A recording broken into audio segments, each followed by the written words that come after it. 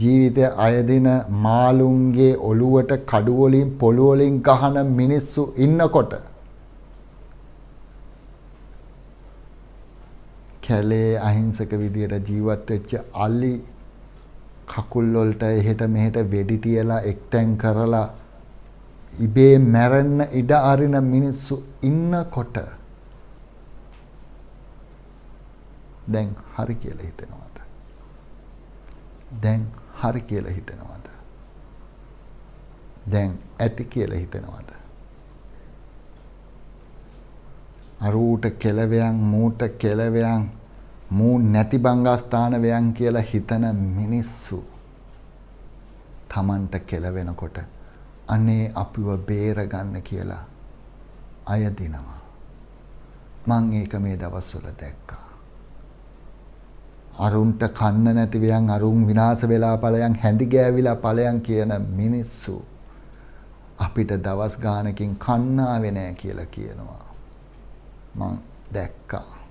ගංගේ ජීවත් වෙන මාළුවව ගම් වතුර නිසා ගොඩට එනකොට ගහලා මරනවා. කූරු වලින් ඇනිනවා. ඌ ජීවිතේ අයදින්න ජීවිතේ හොයාගෙන දුවනවා. පස්සෙන් එලවනවා. අච්චර ගම් වතුරේ පස්සෙන් එලවනවා. එලවලා ගිහිල්ලා ඇනලා කෝටු වලින් මාළුවව අරගෙන සන්තෝෂ වෙනවා. කොච්චර පව්කාරද? ඒ ඇස්වල තිබ්බ පව්කාර සිතවිල්ල කවුද උත්තර දෙන්නේ? සබහාදහම උත්තර දෙනවා. උඹලට වඩා ජීවත් වෙන්න අයිතියක් උන්ට තියෙනවා. සමාව දීලා සමාව දීලා සමාව දීලා හති විශ්වයට. දැන් කට්ටිය හුස්ම ගන්න ලෑස්ති වෙලා ඉන්නේ නේ. දැස් ඉවරයි කියලා හිතන් දෙන්නේ. ලෑස්ති වෙන්න. ඊළඟ පීඩන අවපාතය නැවත වරක් ගිනිකොන පැත්තෙන් තව දවස් කිහිපයකින් ලෑස්ති වෙන මීටත් වඩා දරුණුයි. හේතුව තමයි ඒ පීඩන අවපාතය අකුණු සහිත පීඩන අවපාතයක්. දරුණු අකුණු සහිත පීඩන අවපාතයක් ගිනිකොනත් නැගෙනහිරත් අතර නැවත වරක් හට ගන්නවා. කිලෝමීටර් 250කින් මෙහා පැත්තේ දරුණු පීඩන අවපාතයක් නැවත වරක් හට ගන්නවා. දරුණු පීඩන අවපාතයක් නැවත වරක් කිලෝමීටර් 200කට මෙහා නැගෙනහිර ගිනිකොන අතර මේක ගොඩක් වෙලාවට සිද්ධ වේවි. මේ පීඩන අවපාතයේ තියෙන විශේෂත්වය තමයි මේක දරුණු අකුණු සහිත පීඩන අවපාතයක්. රට වටේම අකුණු අනතුරු දරුණු වේවි. රට වටේම කරුණා කරලා මේ පීඩන අවපාතයත් එක්ක ඇතිවෙන වැස්සට තෙමෙන්න ලෑස්ති වෙන්න එපා. මේ වැස්සත් එක්ක දරුණු අකුණු රට පුරාම ඇති වේවි.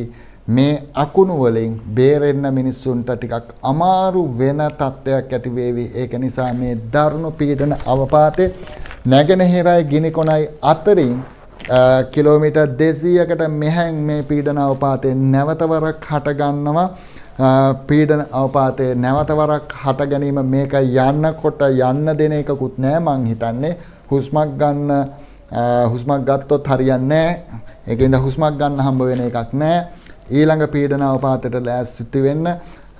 මේ සුලි කුණාටුව ගොඩක් වෙලාවට මාලදිවයින පැත්තට යන්න වැඩි ඉඩක් තියෙනවා. මේක නැගෙනහිරයි ගිනිකොනයි අතර මම බලාපොරොත්තු වෙන්නේ මාලදිවයින පැත්තට යාවි කියලා. හැබැයි මේකත් එක්කම හට ගන්නවා බස්නාහිර පැත්තට වෙන්න සුලි කුණාටුවක්. මේ සුලි කුණාටුව බස්නාහිර පැත්තෙන් හට ගන්න සුලි කුණාටුවත් එක්ක මේ තත්ත්වය ටිකක් බරපතල වෙන්න පුළුවන් කමක් තියෙනවා. දැන් මිලිලීටර් 500 500ක වැස්සක් නේද වැස්සේ. එහෙනම් ලෑස්ති වෙන්න 300යි 700යි අතර වර්ෂාපතන එකට 300යි 700යි අතර 672ක් එක දවසක වහිවි. ගොඩක් වෙලාවට මේ වැස්ස බස්නාහිරට වැටෙන්න පුළුවන්කමක් තියෙනවා. කඳුකරය සම්පූර්ණයෙන්ම වැස්සෙන් යට වෙන සාඳුකරය සම්පූර්ණයෙන්ම වැස්සෙන් යට වෙන පීඩන අවපාතයක් බවට මේක පත් වෙන්න පුළුවන්කමක් තියෙනවා. නැගෙනහිරයි ගිනිකොනයි අතර ගොඩක් වෙලාවට මේක මම බලාපොරොත්තු වෙන්නේ ලොකු දුරක් නෙමෙයි කිලෝමීටර් 200කට මෙහායින් හෙන සහිත වැස්සක් එන දරුණු හෙන සහිත විදුලි බලාගාරයක් සම්පූර්ණයෙන්ම විනාශ වෙන්න පුළුවන් කමක් තියෙනවා. ඒ අකුණු හේතුවෙන් විදුලි බලාගාරයක් සම්පූර්ණයෙන්ම රටේ විනාශ වෙන්න පුළුවන් කමක් තියෙනවා. ඒ අකුණු හේතුවෙන් විදුලි බලාගාරයක් සම්පූර්ණයෙන්ම විනාශ වෙන්න පුළුවන් කමක් තියෙනවා. ඕගොල්ලන්ට සමහරක් වෙලාවට හුස්මක් ගන්න ඉඩ දේවි. සමහරක් වෙලාවට හුස්මක් ගන්න ඉඩ හම්බ වෙන එකක් නෑ.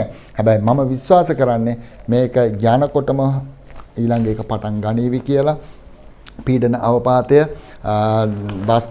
නැගෙනහිර සහ ගිනිකොන අතර ඒ වගේම බස්නාහිර දැන් ඕගොල්ලෝ කියන්නේ කොහෙද මන් දන්නේ නැහැ පැත්තකින් වහින්නේ. අනේ ඒ පැත්තට විරුද්ධ පැත්තේ ඊළඟ පීඩන අවපාතයේ එක පීඩන අවපාතයක් ගිනිකොනට වෙන්න නැගෙනහිරයි ගිනිකොනයි අතරට වෙන්න අකුණු සහිත දරුණු අකුණු සහිත ආයි කියනවා දරුණු අකුණු සහිත පීඩන අවපාතයක් ඒක සුළි කුණාටුවක් බවට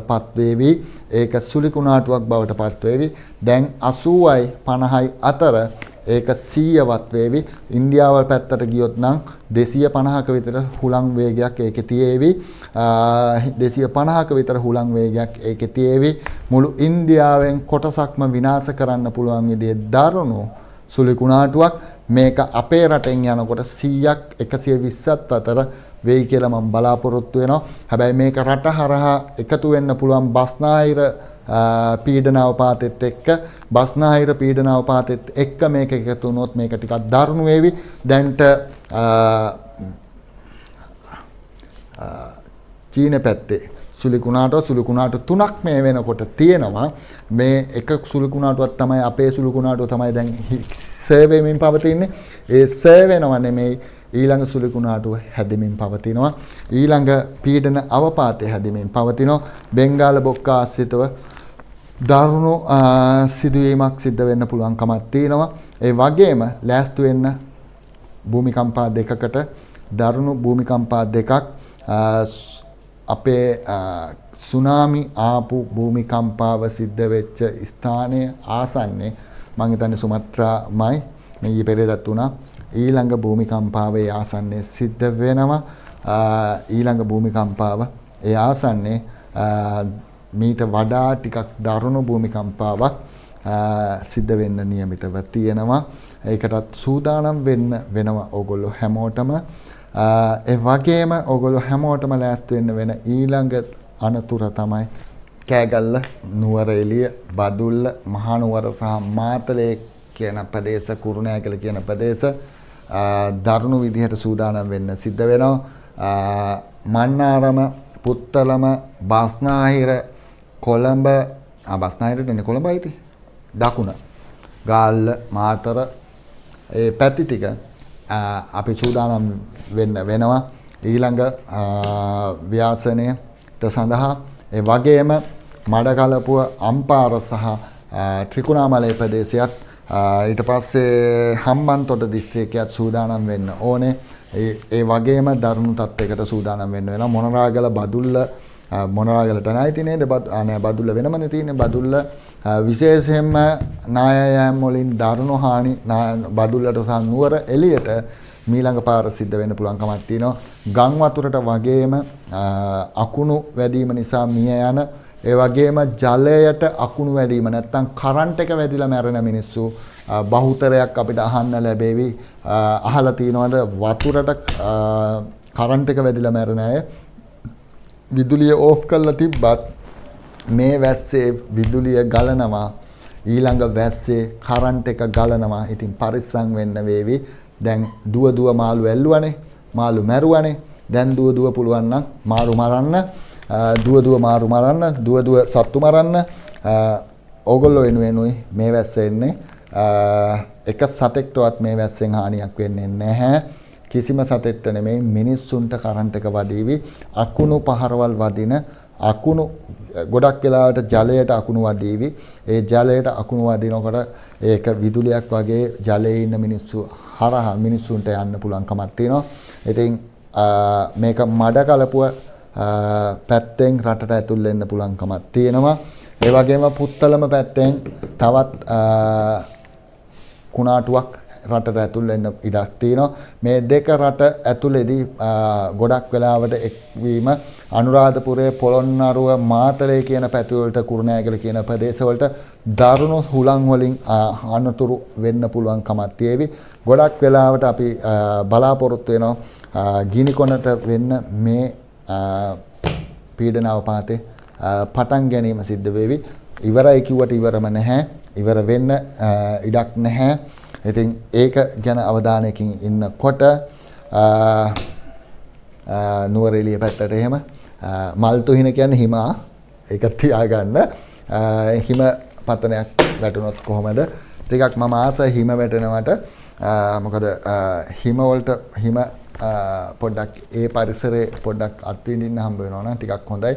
ඉතින් ඒකෙන්ද ඒ වගේම ලංකාවේ නුවරඑළිය පැත්තේ උෂ්ණත්වය සෙල්ටිග්‍රේඩ් අංශක 2ට 3ට වගේ ගියොත් එහෙම පොඩ්ඩක් හොඳයි කියලා හිතෙනවා. ඉතින් ඒක නිසා 2ට 3ට වගේ නුවරඑළිය ගියොත් හොඳයි කියලා හිතෙනවා. ඉතින් ඒක සඳහා සූදානම් වෙන්න වෙනවා. ලංකාවත් දරුණු වසංගත තත්යකට සූදානම් විය යුතු වෙනවා. විශේෂයෙන්ම මේ වසංගත තත්ත්වය දැම්ම එන්නේ නැහැ, බය වෙන්න එපා. සූදානම් වෙන්න වේවි. වසංගත තත්ත්වයකට සූදානම් වෙන්න. ඊළඟ පීඩන අවපාතයෙන් පස්සේ ඒක ඇති වෙන්න පුළුවන් කමක් තියෙනවා. මොරටුවේ විශේෂයෙන්ම පරිස්සම් වෙන්න වේවි. ලී ඉරණ මඩුවක යම් සිදුවීමක් සිද්ධ වෙන්න පුළුවන් කමක් තියෙනවා. ඒක මම හිතන්නේ ගොඩක් වෙලාවට ගින්නක් කියලා. හැබැයි ගින්නට එක්කෙනෙක් අහුවෙලා මිය යන්න පුළුවන් කමක් තියෙනවා. එක්කෙනෙක් කියලා මම විශ්වාස කරනවා. මොරටුවේ ලී මඩුවක. හොඳ ප්‍රශ්නයක් අහලා තියෙනවා නිලන්ති නානායක්කාර. ඇත්තටම අනතුරටපත් වෙන්නේ වැරදි වැඩ කරන මිනිස්සු විතරමද? බුදුසරණ යොදමත් කියන්නේ නැහැ. හොඳ මිනිස්සුත් අනතුරටපත් වෙනවා. ඒකට හේතුව තමයි කාලයේ දීපේ දේශේ කුලයේ මව් බලලා අපි ඉපදෙන්නේ.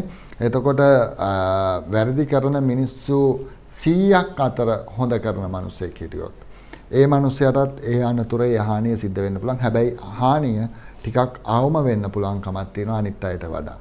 ලංකාවට බාන ගුවන් යානයක් අනතුරටපත් වීම සිද්ධ වේවි. ලංකාවට බාන ගුවන් යානයක් අනතුරටපත් වීම සිද්ධ වෙයි. මට හිතෙන්නේ මේක රෝදයක් කඩලා යන එකක් වේවි. ඉතින් ඒක නිසා මේක වළක්ව ගන්න පුළුවන් එකක්. ඔන්න වෙනස් කරගන්න කිව්වා කාලයකට පස්සේ අනාවැකියක්. අනුරාධපුරේ වෙන්නේ නැති මං හිතන්නේ එලෝ මාළු මැරුවේ. මාළු මැරුවේ එලෝ අනුරාධපුරේ නම්. ඕගොල්ලොත් ඒ වීඩියෝ එක පොඩ්ඩක් බලලා ලෑස්ති වෙන්න. ඒ විදිහටම ලෑස්ති වෙන්න. කුණාටු 3ක් එකට ආවෙලා නිසා 30 වෙනිදා මේක ඉවර වෙයි කියලා කියන්න බෑ නේද වේද මාත් එක්කලා. හිරුණ ඩීමන්තාන කුණාටු 3යිද තියෙන්නේ. 1යි 2යි 3යි මදිනේ. තව දෙකක් හැදෙන්න ඕනේ. 5ක් වුණා නම් තමයි ලස්සන. ඒකෙන්ද කුණාටු 5ක් හැදේවි මේ තීරේ ඉස්සරහට. කතරගම අය චුට්ටක් පරිස්සම් වෙන්න වේවි. ඔබට මතක ඇති මෑතකදී බෝගහට එක්කෙනෙක් නැග්ගා කියලා. ඒක නිසා ඔගොල්ලෝ කතරගම විශේෂයෙන්ම පදිංචිකාරයින් කතරගම ඉන්න අය චුට්ටක් පරිස්සම් වෙලා ඉන්න. ඕගොල්ලොන්ට මොකද වෙන්නේ කියලා ඉවරලා ඊළඟ සතිය අහන්න මං කියන්නම්. කෝ මාතලේ නුවර කොහෙද තියෙන්නේ? මාතලේ තියෙනවා, නුවර තියෙනවා, මහනුවර දිස්ත්‍රික්කයේ මාතලේ තියෙනවා. ඊට පස්සේ කෑගල්ල නෑ. මහනුවරින් පල්ලෙහාට එනකොට හතරලියද්ද තියෙනවා. හතරලියද්ද පරිස්සම් වෙන්න ඕන පැත්තක්. නාවුල මානම්පිටිය පරිස්සම් වෙන්න ඕන පැත්තක් මාතලේ. ඒ වගේම මහනුවර පැත්තෙන් ගත්තාම තලාතුවය සහ තෙල්දෙනිය පැත්ත කල්පනාවෙන් කටයුතු කරන්න වේවි. නුවරඑළිය ගත්තාම වතුමුල්ල, පදිය පැලල්ල, තලව කැලේ අවධානයෙන් ඉන්න වේවි. යටියන්තොට කල්පනාවෙන් කටයුතු කරන්න වේවි. මාවනැල්ලට ටිකක් උඩින්, මාවනැල්ලට පොඩ්ඩක් උඩින්, මහනුවර පේරාදෙනියට පල්ලෙහායින් ආයි පල්ලෙහාට එනවා ලෑස්ති වෙන්න. මේක කෝච්චියක් යනකොට වෙන්න එපා කියලා ප්‍රාර්ථනා කරනවා. කෝච්චියක් යනකොට කෝච්චියත් එක්ක පල්ලෙහාට එන්න එපා කියලා ප්‍රාර්ථනා කරනවා. කෝච්චියක් යනකොට කෝච්චියත් එක්ක පල්ලෙහාට මේක එන්න එපා කියලා ප්‍රාර්ථනා කරනවා. නවතින තැන හිතා ගන්න බැරි වේවි. බිබිල මහියංගනේ පරිස්සම් වෙන්න. මහියංගනේ අය විශේෂයෙන්ම මහියංගනේ ගොඩක් පරිස්සම් වෙන්න වෙයි 18 වංගුව ඒ ආශ්‍රිතව සහ මහියංගනේ ආශ්‍රිත අය ටිකක් පරිස්සම් වෙන්න ඕන කාලයක්. අනිත් සුළි කුණාටුව මේ මාසෙද එන්නේ නැත්නම් ලබන මාසෙද වෙද මාතක. මේ මාසෙ ඉවරයි නේද? අද කවද්ද? 28 නේ. මේ වැස්ස ඉවරයිනේ 30 නේ. පළවෙනිද දෙවෙනිද වෙනකොට හුස්මක් ගන්න දෙන්න බෑනේ. පානදුර ගැන කියන්න වෙද මාතක කියලා CS දාලා තිනවා. පානදුර වෙරළට යන ඔය කපල් ටිකක් පරිස්සමෙන් යන්න. අනුතුරක් තියෙනවා වෙන්න පානදුර වෙරළට යන ජෝඩුවකට දකුණු පැත්තෙන් මුහුදු යන මේකේ 9 දෙනෙක්ද කොහෙද ඉන්න නැවක් විය යුතුයි. ඒක ඉදිරි දවස්වල ඉදිරි කාලේ අනුතුරකටපත් වීම සිද්ධ වෙනවා. ඒකේ වයස අවුරුදු 18ට අඩු කෙනෙකුත් ඉන්නවා. මේක තමයි අවසාන අද දවසේ අනාවැකිය. අද දවසේ අවසාන අනාවැකිය දකුණු පැත්තෙන් මුහුදු යන 7ක් කොයිට වැඩිය ඉන්නවා මං හිතන්නේ. අවුරුදු 18ට අඩු කෙනෙකුත් ඒකේ ඉන්නවා. අනුතරටපත් වීම සිද්ධ වෙනවා. 3 දෙනෙක් විතර ජීවිතක්ෂයට මං හිතන්නේ 3 දෙනෙක් වගේ ජීවිතක්ෂයටපත් වීම සිද්ධ වෙන්න පුළුවන් කමක් තියෙනවා. ඒ වගේම මේ කාලගුණේ කටයුතු වල නියැලෙන උඩින් යන එකක් අනතුරටපත් වීම සිද්ධ වේවි. උඩින් යන එකක් අනතුරටපත් වීම සිද්ධ වේවි. මේ කාලගුණ කටයුතු වල නියැලෙන උඩින් යන එකක් අනතුරටපත් වීම සිද්ධ වේවි. එහෙනම් ඔයගොල්ලෝ හැමෝටම කතරගමලේ හැමෝටම කඩෝදේ හැමෝටම පීඨාසීර්වාද ලැබේවා කියලා ප්‍රාර්ථනා කරනවා. බලාපොරොත්තු මිනිසුන්ව ජීවත් කරනවා. ආයිබෝන්.